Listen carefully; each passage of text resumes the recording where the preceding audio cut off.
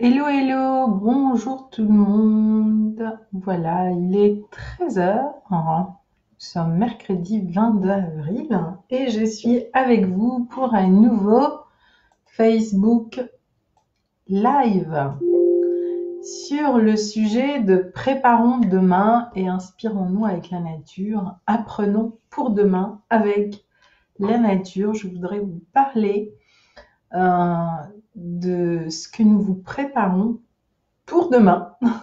23 avril de 16h à 18h. Alors, si vous êtes là, eh bien, faites-moi un coucou pour me dire que euh, voilà, qui est là, etc. N'hésitez pas à me faire un coucou. Ah, déjà, je vois. Donc, on est euh, 3 personnes. Ah, les personnes arrivent. N'hésitez pas de mettre un coucou. Voilà, sur le chat. Bonjour Gwenla du Finistère, j'espère que vous avez du beau temps parce que nous avons de la pluie, mais une très très belle pluie printanière, ça c'est top pour la nature, ça fait énormément de bien. Voilà. Et puis bien nous allons démarrer. De toutes les façons, vous pourrez revoir donc ce live en replay que vous trouverez toujours sur ma page Facebook Le Bonheur dans la paume de la main. On le partage aussi sur ma chaîne YouTube Zenage, les destinations du bonheur. Voilà.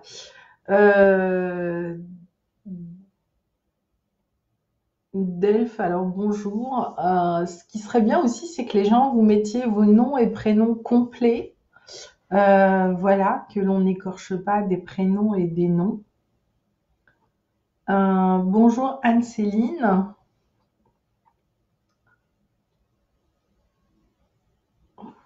Alors, comment allez-vous déjà avec ce confinement qui dure? Comment vivez-vous cette période qui s'allonge? Euh, Comment ça se passe pour vous dans votre quotidien? Euh, voilà, qu'est-ce que vous mettez en place aussi pendant cette période? Que pensez-vous que cette période vous a amené?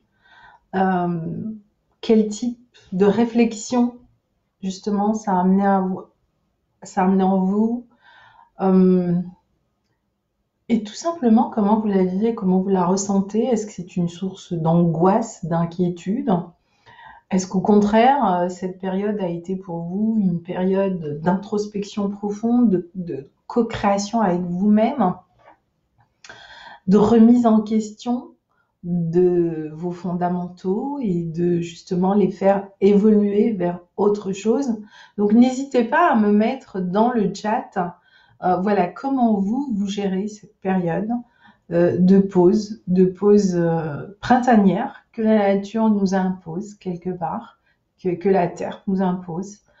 Euh, voilà, et qui n'est pas là par hasard et qui n'est pas là juste pour faire bien. Tout ça, je pense que ça a un sens pour chaque individu, ça a un sens pour nos sociétés, ça a un sens pour tous ces pays qui vivent pour la première fois la même chose, quelle que soit la partie de la planète où nous sommes. Ça a un sens aussi en termes d'écologie, ça a un sens en termes de gestion de nos ressources, quelles qu'elles soient, de notre temps, de notre énergie, de nos finances. Waouh, tout est remis en question pendant cette période et je trouve cela extrêmement intéressant. Voilà pourquoi demain, de 16h à 18h, j'ai réuni un panel de donc 5 experts, 5 expertes, des femmes essentiellement, qui vont vous partager justement toute une réflexion que nous avons partagée, que nous-mêmes nous traversons, hein, tout comme vous, pendant cette période. Mais encore une fois, il y a plein de façons de vivre cette période. En tout cas, moi, j'en vois 3 essentielles, sans rentrer dans les détails. La première, c'est que Eh ben, il y a ceux qui vont s'adonner à toutes les distractions qu'il y a actuellement sur le web via les réseaux sociaux, via les webinaires, etc. Et il y a pléthore de distractions qui font que les gens vont s'occuper autrement. Mais ça veut dire quoi? Ça veut dire que exactement comme dans la vie au quotidien, on s'occupe, on s'occupe de plein de façons différentes par toutes les préoccupations de la société. Eh bien aujourd'hui, on va continuer en cette période à tout simplement aller vers d'autres types d'occupations et de préoccupations. Première catégorie. Deuxième catégorie, il y a ceux qui vont vraiment faire une pause, c'est-à-dire qui vont profiter de cette période pour faire une espèce de détox de toutes les informations, de toutes les fausses informations, de se recentrer sur eux, de revenir à ce qui est essentiel pour eux, leur vie, leur entreprise, leur famille.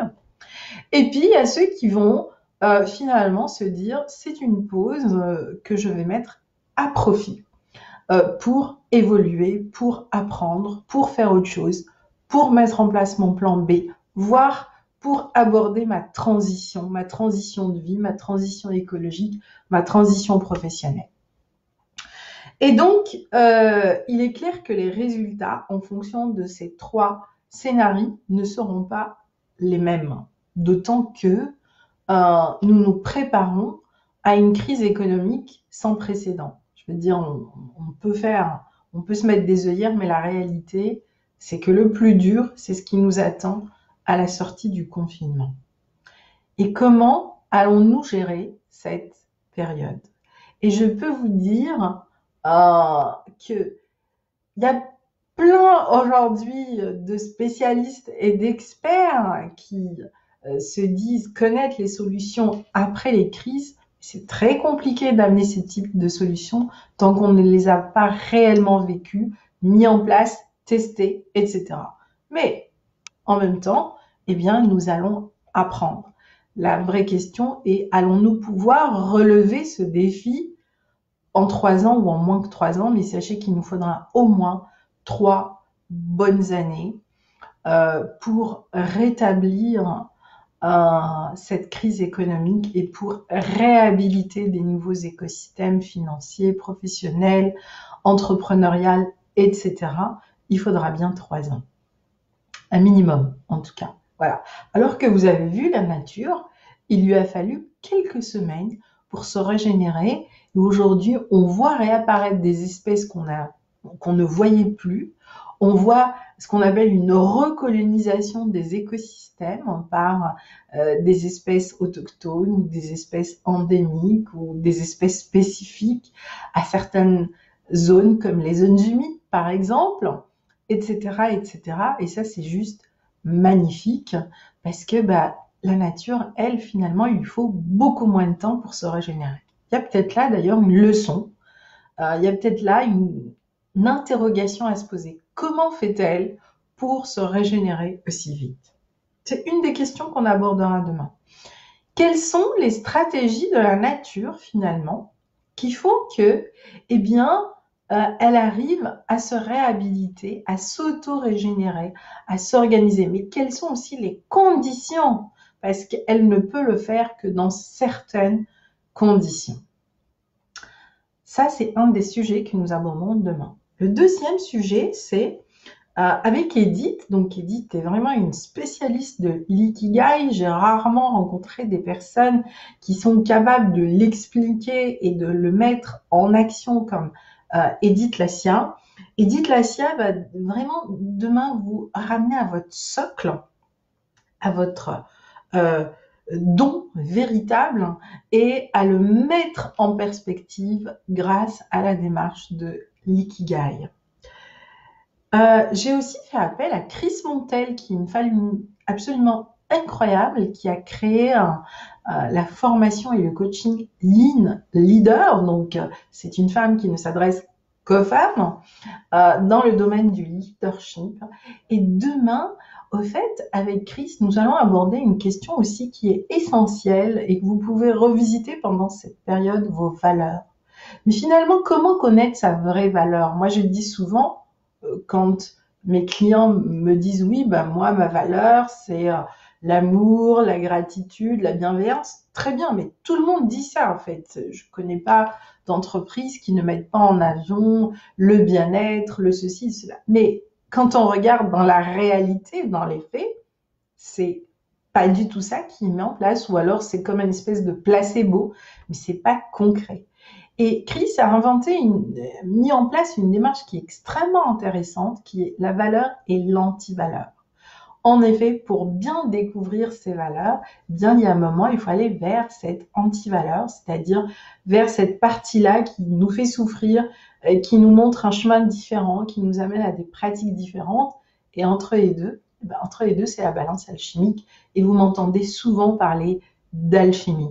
Et c'est vraiment dans ce processus alchimique que tout se crée et tout se transforme. Sinon, quand on est dans des polarités extrêmes, quelle que soit la polarité, qu'elle soit bonne ou mauvaise, on est tiraillé entre deux extrêmes. Et entre deux extrêmes, eh bien, on a des parcours donc, qui sont verticaux en réalité et qui finissent toujours par des processus d'effondrement, ce que nous sommes en train de vivre. Donc, il y a la théorie, il y a ce que nous avons conceptualisé, mais clairement, comment apprendre à le mettre en place? C'est pas simple, mais on peut y arriver. Donc, le quatrième sujet que l'on va aborder, donc c'est avec Karine Voltaire, donc qui est aussi coach et qui, elle, travaille au niveau de la cellule et qui donc a mis en place la démarche Entrepreneur 3.0 et qui va nous parler aussi de conscience cellulaire, je dirais même d'intelligence cellulaire. C'est comment est-ce que nos cellules réagissent face à des situations similaires? Qu'est-ce qui se met en place? Quand on a des peurs qui se réveillent, bah voilà, comprendre ces peurs, comprendre le mécanisme de la peur. Qu'est-ce que la peur nous dit de nous-mêmes ou de ce qu'on a à partager? Eh bien, c'est extrêmement important. Et ensuite, faire de cette peur notre allié, enfin transformer la peur en un véritable moteur pour avancer, c'est une première étape. Mais pour moi, il y a une autre étape dans ce processus, c'est alchimiser la peur. Donc, on a je transforme ma peur en opportunité. J'apprends à la traverser. 2, je transmute ma peur, c'est-à-dire que je fais le processus où je me mets en conscience, je transforme la peur en quelque chose de positif, ou en tout cas en une forme de dopamine, d'adrénaline, qui va me permettre de faire le pas suivant. Mais l'idéal, c'est d'apprendre à mettre cette peur en balance, c'est-à-dire son côté positif et son côté négatif, la valeur que porte la peur et l'anti-valeur, la partie que la peur met en lumière et pourquoi je la vois maintenant, et apprendre justement à équilibrer ce processus. Et là, vous commencez à intégrer au niveau du corps. Et ce qui est bien, c'est que le corps, une fois qu'il a intégré un processus, il vous demande plus votre avis, il fait ce qu'il a à faire. Et c'est comme ça qu'on gagne du temps, et c'est comme ça qu'on gagne en énergie, et c'est comme ça qu'on gagne en santé, et c'est comme ça que d'un coup, ça devient quelque chose d'automatique. Le corps n'a pas besoin d'outils. Le corps a besoin d'apprentissage, et c'est pour ça que vous m'entendez parler d'apprentissage.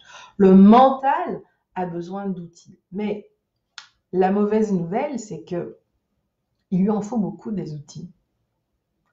Et d'ailleurs, souvent, les gens qui sont focus sur les outils, ils sont tout le temps à la recherche du nouvel outil. Et ils finissent par se perdre là-dedans parce qu'ils refont des schémas qu'ils font depuis des années. Et la nature, dans sa grande bienveillance, leur resserre le même plat encore et encore, pas pour leur faire du mal, mais parce que quelque part en eux, il y a aussi ce désir d'aller de l'avant, mais on ne peut pas aller de l'avant avec de l'ancien, et comment on va transformer cet ancien? Et pour le transformer, il faut changer sa vibration, il faut réinitialiser sa vibration. Et quand votre vibration change, eh bien alors là, on s'ouvre vers des nouveaux possibles. Donc c'est bien de vouloir un nouveau monde, Mais moi, je dirais que déjà, le monde que nous avons, la Terre que nous avons est juste magnifique telle qu'elle est. C'est peut-être une nouvelle humanité, une autre conscience au sein de cette humanité dont on a besoin. Mais pour pouvoir aller vers cela, eh bien, je pense que dans cette expérience, c'est vraiment l'humain, et je dirais même le corps humain, qui est un chantier absolument fabuleux à entrevoir. Et peut-être qu'il est temps d'aborder ce chantier à travers un prisme d'action différente. En tout cas, moi, avec mes partenaires experts, nous allons l'aborder selon le prisme de l'entrepreneuriat. Mais l'entrepreneuriat au sens large, demain, on va parler un peu d'entreprendre sa vie, d'accord? Parce que c'est de cela aussi dont il s'agit, de tout notre écosystème intérieur pour que, eh bien, nos entreprises, et là je parle en effet de nos métiers, de nos envies d'avancer, de construire des nouveaux projets, etc., avancent, mais ça commence d'abord par nous.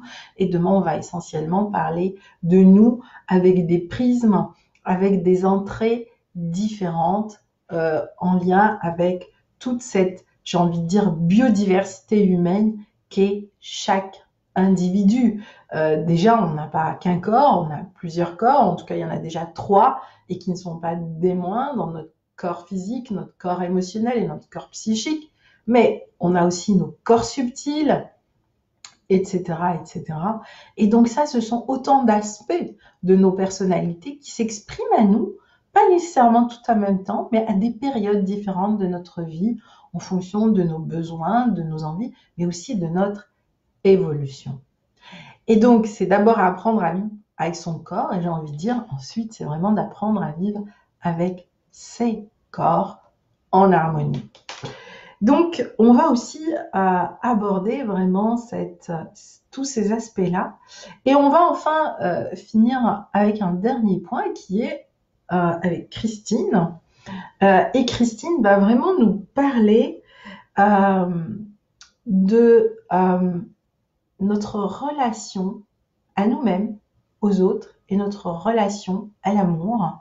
Donc Christine c'est une amourologue, enfin elle se définira elle-même, mais voilà, c'est aussi une spécialiste du couple et donc de la relation amoureuse, mais qui a aussi décliné toute cette relation à l'individu, à la relation à soi, à la relation à son corps et à la relation à l'autre. Et donc on va aussi revisiter cette question du couple.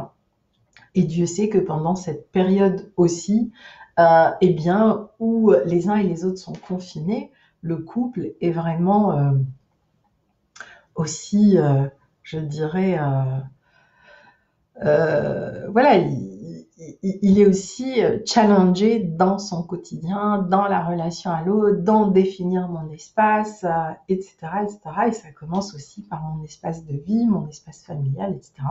Et donc, on va aussi aborder cet aspect-là. Et enfin, nous conclurons par finalement quelle peut être la synthèse, quelles peuvent être les pépites. Et puis aussi, nous allons interagir avec vous. Je suis sûre que vous aussi, vous avez des pépites, des expériences peut-être à nous partager. Donc, ce qui sera aussi intéressant, c'est d'interagir ensemble. Et enfin, eh bien, d'avoir peut-être une conclusion commune et de sortir de cette table ronde avec 6 ou 7 bonnes pratiques qui pourraient aider les personnes qui vont être là demain pour commencer à les mettre en action, à les mettre en pratique pour préparer demain. Mais demain, c'est déjà là, c'est déjà aujourd'hui, c'est là où vous êtes maintenant qui est en train de créer au fait votre demain. Il va pas arriver comme ça par baguette magique. Et c'est pas non plus le gouvernement qui va décider de demain. Bien sûr, on a des politiques publiques qui vont accompagner, qui font déjà énormément pour les entrepreneurs. Il n'y a qu'à comparer comment réagissent d'autres pays vis-à-vis de la crise et comment aujourd'hui la France accompagne ses entrepreneurs. Je pense que franchement, là, la France a été exemplaire par rapport à cette situation. On n'est pas parfait partout. On verra bien comment les pays qui ont commencé à déconfiner, les résultats qu'ils vont avoir et ce qui va se passer. Mais peut-être aussi que nous allons être amenés à apprendre à vivre avec ce virus parce qu'il y a différentes formes de codives qui vont se manifester. Il est clair que ni le froid ni le chaud n'ont d'impact sur ce virus, mais j'aimerais quand même rappeler un chiffre qui, moi, m'a beaucoup interpellée cette semaine. Il y en a plein d'autres, mais juste celui-ci. Aujourd'hui, à l'échelle mondiale, donc le Codiv, je crois que nous sommes à 123 000 personnes décédées partout. En revanche, tous les ans, plus de 250 000 personnes meurent par différents types d'intoxications et de maladies dues à tous les pesticides et insecticides que nous utilisons dans notre alimentation et dans notre agriculture. On n'en parle pas. Tous les ans, des milliers de personnes dans le monde entier décèdent de par certaines de nos pratiques actuelles qui sont clairement nocives à la santé de plus de 230 000 personnes qui décèdent. Je ne parle pas de toutes les personnes qui sont malades des impacts, les asthmes, les allergies, les maladies de peau, et je passe, toutes ces maladies en lien avec ce que nous mangeons, la manière dont nous consommons, ce que nous mettons dans notre sol, dans nos eaux. Un autre chiffre que je vais vous donner. Plus de 1,8 milliard personnes aujourd'hui boivent de l'eau non potable dans le monde. C'est un autre chiffre qui est effrayant. Et donc, qui sont aussi directement touchés par différents types de maladies. Je crois que quand on est aujourd'hui un entrepreneur et que l'on envisage un projet, une entreprise, il est important de remettre son entreprise à la fois dans un contexte local, mais à la fois dans une perspective beaucoup plus globale, surtout quand on veut aborder la question de l'écologie. Pour une raison toute simple, que je vous rappellerai toujours, la planète Terre, donc le vivant, la systémique, c'est quoi? C'est le principe de l'effet cumulé. C'est-à-dire que la nature, elle fait 1 plus 1 plus 1 plus 1 plus 1 à l'échelle de toute la planète, de tous les continents. Et elle nous sert la note collectivement et individuellement de la même manière.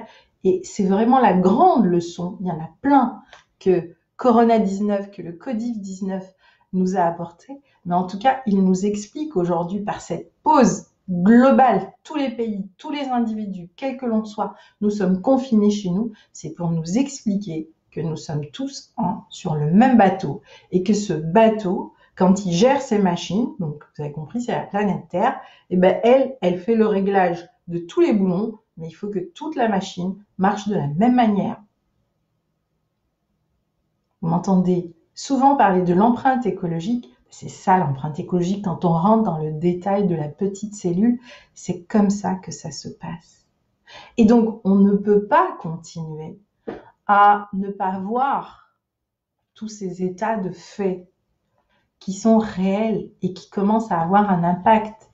Et on le voit aujourd'hui, ce n'est plus une question d'être un pays riche ou un pays pauvre ou une très grosse entreprise ou une petite entreprise, mais vraiment, nous vivons la même situation et ce n'est pas un hasard. Ça veut dire que chacun de nous aujourd'hui, dans ce qu'il va entreprendre, doit tenir compte de ces éléments quand il va créer son métier, créer sa nouvelle entreprise ou transformer cette entreprise.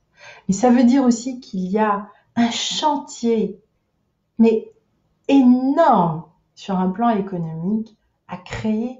Il y a plein de nouveaux métiers à créer. Aujourd'hui, je vous ai partagé, pose des questions, évidemment, les 25 métiers, en tout cas, et types d'industries que Forbes a énumérés autour des technologies, autour de tout ce qui est web, technologie, informatique et autres, les big data, en disant ça c'est l'avenir. Oui, très bien, mais ça veut dire que l'on continue toujours dans le même sens.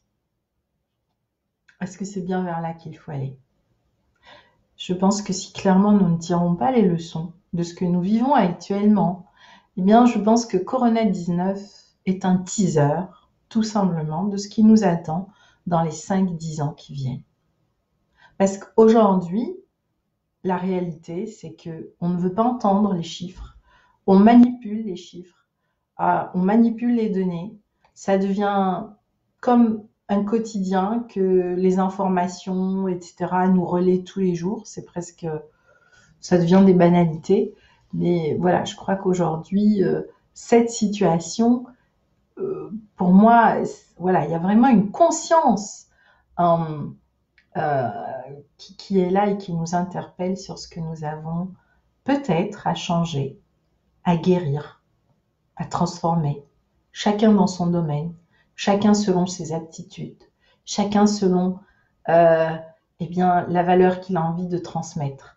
Et ensuite, c'est se relayer, c'est travailler ensemble pour que, eh bien, en association, on puisse créer justement une expérience beaucoup plus positive pour nous-mêmes et pour les autres, pour ne pas être isolés, voilà, et pour être constamment dans un processus d'évolution à l'image des écosystèmes. On est au cœur d'un processus écologique. Et demain, c'est vraiment tous ces aspects-là qu'on va vous partager, mais selon des visions différentes, avec Edith Lassia, Chris Montel, Karine Walter et Christine Corvassier. Donc, et on se retrouve à 16h. Je vous invite donc à être présent ou présente pour cette webconférence. Si vous avez des questions, eh bien, n'hésitez pas à les partager avec nous. Je vous ai mis le lien quelque part dans ce live. Il doit être là, sinon vous le trouverez en tout cas, vous pourrez vous inscrire. Et je vois que mon ami Lars Kroll du Danemark est là. Hello Lars, how are you? How is Denmark? How is life? Nice to see you. Yes, I'm glad too to see you here today. Let's talk soon about GrowViv. This is also something very, very interesting for the future. Ok, alors je vous embrasse. Je suis très contente de poursuivre ces lives avec vous qui vont s'affiner, voilà, qui vont aussi être de plus en plus précis aussi en fonction de vos besoins. N'hésitez pas à me transmettre vos demandes, bien sûr dans la mesure du champ de mes actions, n'est-ce pas? J'y répondrai, ça peut faire l'objet de live comme la semaine dernière. Voilà, on a fait un live sur le cahier des rêves. Entre parenthèses, donc, pour vous dire, donc, vous allez trouver en effet quelque part dans cette page, donc le bonheur dans la paume de la main, le dernier live avec le cahier des rêves et vous pourrez télécharger, recevoir votre cahier des rêves. Comment construire votre cahier des rêves, votre tableau des rêves. Donc là, il est disponible maintenant. Vous pouvez donc télécharger ce document. N'hésitez pas à le faire. Voilà, sinon, je vous dis à demain et n'hésitez pas de transmettre l'information aux personnes que vous aimez bien, aux personnes que vous pensez qui en ont besoin de participer demain à notre table ronde. Voilà, nous allons vraiment vous partager des pépites. N'hésitez pas à en bénéficier et à mettre tout ce que nous allons vous partager à profit pour faire, pour vous en tout cas, de cette période, une période exactement à l'image de la nature qui vous régénère et qui vous permet de vous propulser une fois que nous sortirons du confinement et non pas de subir toute la crise qui va arriver, mais c'est vraiment maintenant que ça se prépare. Voilà, donc vous avez le lien. Donc, n'hésitez pas à vous inscrire. Je vous souhaite une très très belle journée et je vous dis à très bientôt. Et en tout cas, à demain, 16 heures. Et soyez à l'heure, nous démarrons à l'heure. Bonne soirée, plutôt bon après-midi. Au revoir.